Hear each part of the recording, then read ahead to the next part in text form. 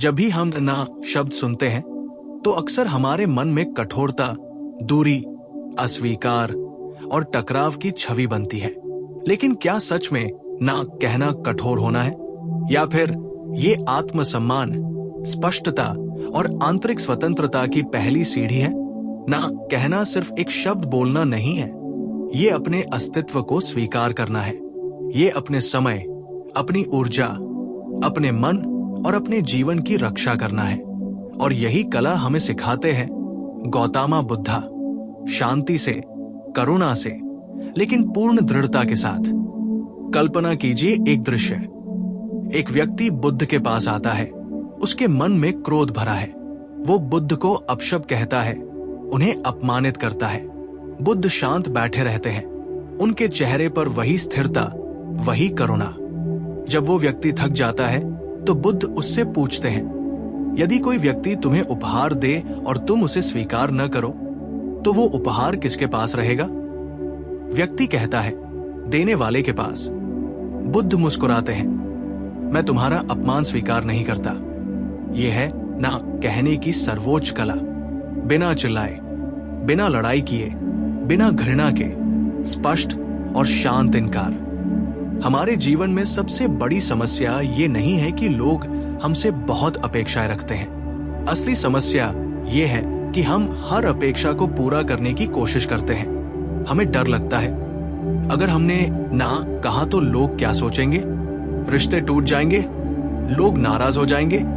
लेकिन बुद्ध का जीवन बताता है कि सच्चे रिश्ते ना से नहीं टूटते, वे झूठे हाँ से टूटते हैं। जब हम दिल से हाँ नहीं कहना चाहते लेकिन मजबूरी में हाँ कह देते हैं, तब हम भीतर ही भीतर टूटने लगते हैं। ये टूटन धीरे धीरे हमारे आत्मविश्वास को खा जाती है। बुद्ध ने सिखाया कि मध्यम मार्ग अपनाओ, न अत्यधिक कठोर बनो, न अत्यधिक लचीले कि लोग तुम्हें मोड़ते रहें। ना कहना भी मध्यम मार्ग का हिस्सा है। ये आक्रामकता नहीं है, ये आत्म जागरूकता है। जब हम अपने भीतर देखते हैं और पूछते हैं, क्या ये मेरे लिए सही है, तभी सच्चा उत्तर निकलता है। और यदि उत्तर ना है तो उसे स्वीकार करना ही सच्ची ईमानदारी है। बहुत बार हम दूसरों को खुश करने के लिए जीते हैं। परिवार, समाज, मित्र, सहकर्मी, सबको प्रसन्न रखने की कोशिश में हम खुद से दूर हो जाते हैं। बुद्ध कहते हैं, तुम स्वयं अपने दीपक बनो। इसका अर्थ है कि अपने जीवन की जिम्मेदारी स्वयं लो। यदि कोई कार्य तुम्हारी शांति छीन रहा है, तुम्हारे मूल्य के खिलाफ है या तुम्हें भीतर से कमजोर कर रहा है, तो उसे ना कहना तुम्हारा अधिकार ही नहीं, तुम्हारा कर्तव्य है। ना कहने की कला का पहला चरण है आत्मबोध। जब तक तुम्हें यह स्पष्ट नहीं कि तुम्हारी सीमाएं क्या है, तुम्हारे मूल्य क्या है, तुम्हारी प्राथमिकताएं क्या है, तब तक तुम स्पष्ट ना नहीं कह पाओगे। बुद्ध ने ध्यान का मार्ग इसलिए दिया ताकि व्यक्ति स्वयं को समझ सके। जब तुम ध्यान में बैठते हो, तुम अपने भीतर की आवाज सुनते हो। वही आवाज बताती है कहाँ रुकना है, कहाँ बोलना है और कहाँ ना कहना है। दूसरा चरण है करुणा के साथ इनकार। बुद्ध का ना कभी अपमानजनक नहीं था। यदि कोई उनके विचारों से असहमत होता तो वे उसे सुनते थे, लेकिन यदि कोई हिंसा या अन्याय की राह चुनता तो वे स्पष्ट रूप से कहते, ये मार्ग दुख की ओर ले जाएगा। उन्होंने कभी किसी को खुश करने के लिए सत्य से समझौता नहीं किया। इसका अर्थ है कि ना कहने के लिए क्रोध की आवश्यकता नहीं है। शांत स्वर में कहा गया ना भी उतना ही प्रभावशाली होता है। तीसरा चरण है परिणामों को स्वीकार करना। जब तुम ना कहते हो तो कुछ लोग दूर हो सकते हैं, कुछ नाराज हो सकते हैं, लेकिन बुद्ध ने सिखाया जो चला जाए उसे जाने दो। आसक्ति ही दुख का कारण है। यदि तुम्हारा ना किसी को असहज करता है तो वो असहजता उनके भीतर की अपेक्षाओं की है, तुम्हारी गलती नहीं। तुम दूसरों की भावनाओं के लिए जिम्मेदार नहीं हो, तुम केवल अपने कर्मों के लिए जिम्मेदार हो। एक और गहरा पहलू है स्वयं को ना कहना। कितनी बार हम अपनी बुरी आदतों को हाँ कहते हैं? आलस्य, क्रोध, ईर्ष्या असंतुलित इच्छाएं, ये सब हमारे भीतर के शत्रु हैं। बुद्ध ने सबसे पहले अपने मन को ना कहा। उन्होंने राजसी जीवन, सुख सुविधा और मोहमाया को ना कहा, क्योंकि वे सत्य की खोज में थे। यदि वे भी समाज के दबाव में हाँ कहते रहते, तो शायद आज हम उन्हें बुद्ध के नाम से न जानते। ना कहना साहस मांगता है, लेकिन ये साहस बाहर से नहीं आता, ये भीतर की स्पष्टता से आता है। जब तुम्हें पता है कि तुम कौन हो, तुम्हारा उद्देश्य क्या है, तुम्हारी दिशा क्या है, तब तुम्हारा ना डगमगाता नहीं। बुद्ध ने कहा, मन ही सब कुछ है। तुम जैसा सोचते हो वैसे ही बनते हो। यदि तुम्हारे मन में डर है तो तुम्हारा ना कमजोर होगा। यदि तुम्हारे मन में स्थिरता है तो तुम्हारा ना अड़िग होगा। समाज हमें सिखाता है कि अच्छे लोग सबकी मदद करते हैं, लेकिन बुद्ध ने सिखाया कि पहले स्वयं को स्थिर करो, तभी दूसरों को स्थिर कर पाओगे। यदि तुम स्वयं थके हुए हो, टूटे हुए हो और फिर भी सबको हाँ कहते जाओगे, तो अंततः तुम खाली हो जाओगे। खाली व्यक्ति किसी को क्या देगा? इसलिए ना कहना स्वार्थ नहीं है, ये संतुलन है। कभी कभी ना शब्द बोलने की आवश्यकता भी नहीं होती। मौन भी एक ना हो सकता है। जब कोई तुम्हें उकसाता है और तुम प्रतिक्रिया नहीं देते, वो भी एक स्पष्ट इनकार है। बुद्ध ने कई बार मौन को उत्तर बनाया, क्योंकि हर प्रश्न उत्तर के योग्य नहीं होता। हर विवाद में उतरना आवश्यक नहीं होता। कभी कभी पीछे हटना ही सबसे बड़ा साहस होता है। अब सोचो, यदि तुम आज से ये तय कर लो कि केवल वही कार्य करोगे जो तुम्हारे मूल्यों के अनुरूप है, तो तुम्हारा जीवन कैसा होगा? शायद शुरुआत में कठिन लगे। लोग कहेंगे तुम बदल गए हो, लेकिन सच्चाई यह है कि तुम बदल नहीं रहे, तुम अपने असली स्वरूप में लौट रहे हो। ना कहना तुम्हें कठोर नहीं बनाता, ये तुम्हें स्पष्ट बनाता है। बुद्ध का जीवन एक संदेश है। स्वतंत्रता भीतर से आती है, और ये स्वतंत्रता तब जन्म लेती है जब तुम अपनी सीमाएं पहचानते हो, जब तुम किसी अनुचित प्रस्ताव को ठुकराते हो, जब तुम किसी विषैले संबंध से बाहर निकलते हो, जब तुम अपने समय की रक्षा करते हो, तब तुम अपने जीवन के स्वामी बनते हो। याद रखो, हर हक की कीमत होती है। यदि तुम हर किसी को हक कहोगे, तो तुम्हें खुद को ना कहना पड़ेगा, और यदि तुम खुद को बार बार ना कहते रहोगे, तो एक दिन तुम्हारा आत्मसम्मान खत्म हो जाएगा। इसलिए बुद्ध की तरह संतुलन सीखो। जहां आवश्यक हो वहां दृढ़ता से ना कहो, जहां संभव हो वहां प्रेम से हाँ कहो। अंत में, ना कहना किसी के खिलाफ जाना नहीं है, ये अपने पक्ष में खड़े होना है, ये अपने जीवन की जिम्मेदारी लेना है, ये अपने भीतर के सत्य को स्वीकार करना है। और जब तुम्हारा ना सत्य से जन्म लेता है, तो वो किसी को चोट नहीं पहुंचाता, वो केवल सीमाएं स्पष्ट करता है। आज से अभ्यास शुरू करो। छोटे छोटे ना से शुरुआत करो। अनावश्यक कार्यों को ना कहो। अपने समय की बर्बादी को ना कहो। अपने डर को ना कहो। और धीरे धीरे तुम पाओगे कि तुम्हारे भीतर एक नई शांति जन्म ले रही है। वही शांति जो बुद्ध के चेहरे पर थी, वही स्थिरता जो उनके मौन में थी, वही शक्ति जो उनके शब्दों में थी। ना कहना एक कला है, और ये कला तुम्हें मुक्त करती है। जब तुम इस कला में निपुण हो जाते हो, तब तुम दूसरों को खुश करने के लिए नहीं, बल्कि सत्य के साथ जीने के लिए जीते हो। यही बुद्ध का मार्ग है, यही आत्मसम्मान का मार्ग है, और यही सच्ची स्वतंत्रता की शुरुआत है। अब इस विचार को और गहराई में समझते हैं, क्योंकि ना कहने की कला केवल व्यवहारिक कौशल नहीं है, ये आध्यात्मिक जागरण का द्वार भी है। जैसा कि गौतम बुद्धा ने अपने जीवन और उपदेशों से दिखाया, जब कोई व्यक्ति पहली बार सच में ना कहना शुरू करता है, तो उसके भीतर एक अजीब संघर्ष उठता है। मन के एक हिस्से को राहत मिलती है, लेकिन दूसरा हिस्सा डरता है, क्या मैंने सही किया?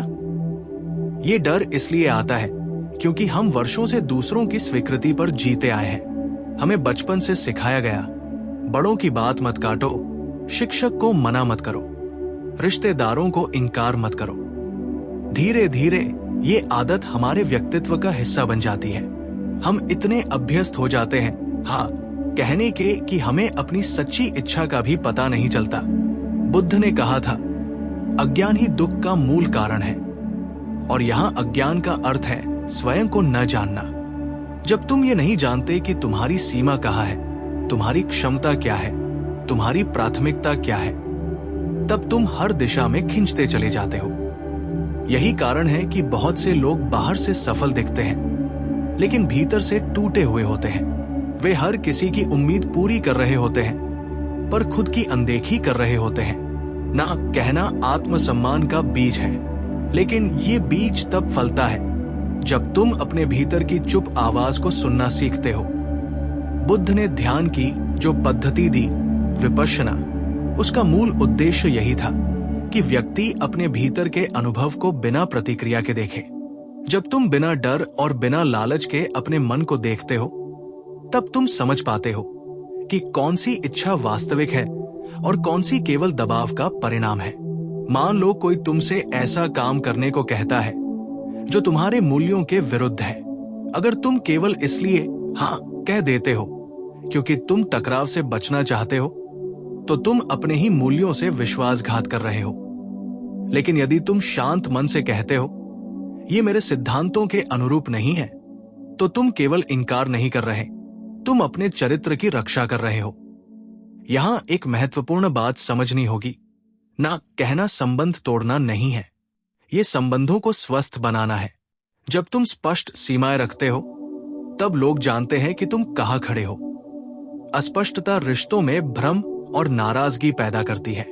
बुद्ध के शिष्यों को हमेशा पता था कि उनके गुरु किस बात पर अड़िग है और किस बात पर लचीले। यही स्पष्टता विश्वास पैदा करती है। एक और गहरी सच्चाई यह है कि ना कहना तुम्हें अकेला कर सकता है, कम से कम शुरुआत में, क्योंकि जो लोग तुम्हें केवल इसलिए पसंद करते थे कि तुम उनकी हर बात मान लेते थे, वे असहज हो जाएंगे। लेकिन बुद्ध ने सिखाया, संगति वही रखो जो तुम्हें जागरूक बनाए, न कि वह जो तुम्हें नियंत्रित करे। यदि कोई रिश्ता केवल तुम्हारी सहमति पर टिका है, तो वो रिश्ता पहले से ही कमजोर है। अब एक और पहलू देखो, समय। जीवन सीमित है, हर हाँ तुम्हारे समय का एक हिस्सा ले जाती है।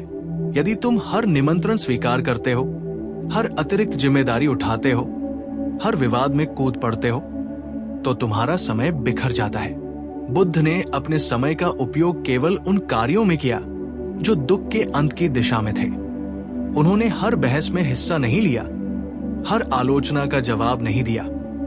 ये चयन था, और यही चयन उनकी शक्ति बना। ना कहने की कला में शरीर की भाषा भी महत्वपूर्ण है। जब तुम डरते हुए ना कहते हो, तो तुम्हारी आवाज कांपती है, लेकिन जब तुम भीतर से स्पष्ट होते हो, तो तुम्हारी आवाज स्थिर होती है। ये स्थिरता अभ्यास से आती है। शुरुआत में तुम छोटे छोटे निर्णयों से अभ्यास कर सकते हो, जैसे अनावश्यक फोन कॉल को मना करना, ऐसे सामाजिक कार्यक्रम से इनकार करना जहां जाने का मन न हो, या अतिरिक्त काम को स्पष्ट रूप से सीमित करना। और याद रखो, हर कनात के पीछे एक हाँ छुपी होती है। जब तुम किसी अनावश्यक कार्य को ना कहते हो, तो तुम अपने विश्राम को हाँ कह रहे हो। जब तुम किसी विषैले संबंध को ना कहते हो, तो तुम अपनी मानसिक शांति को हाँ कह रहे हो। जब तुम अपने डर को ना कहते हो, तो तुम अपने साहस को हाँ कह रहे हो।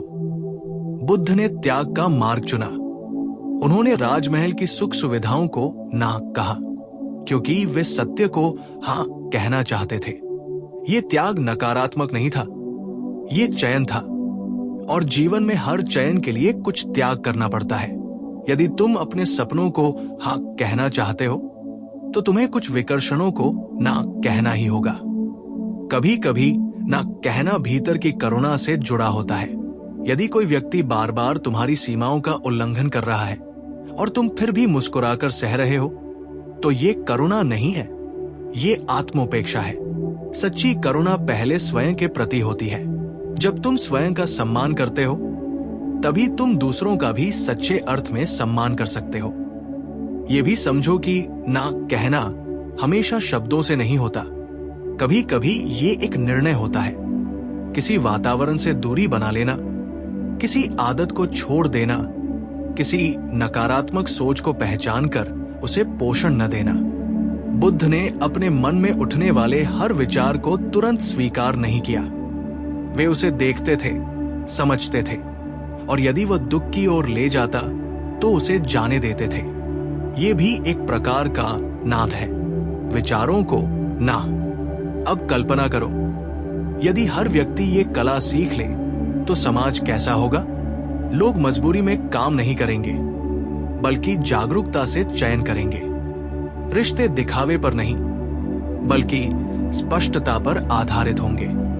और सबसे महत्वपूर्ण, व्यक्ति भीतर से शांत होगा, क्योंकि सबसे बड़ा संघर्ष बाहर का नहीं, भीतर का होता है। जब तुम अपने ही निर्णयों से असंतुष्ट होते हो, तब बेचैनी पैदा होती है। लेकिन जब तुम स्पष्टता से ना कहते हो, तो भीतर एक गहरी शांति जन्म लेती है। अंततः ना कहना एक दिन में नहीं सीखा जाता। ये अभ्यास है, ये आत्मचिंतन है, ये साहस है। लेकिन हर बार जब तुम सच्चाई के साथ खड़े होते हो, तुम्हारा आत्मविश्वास थोड़ा और मजबूत हो जाता है।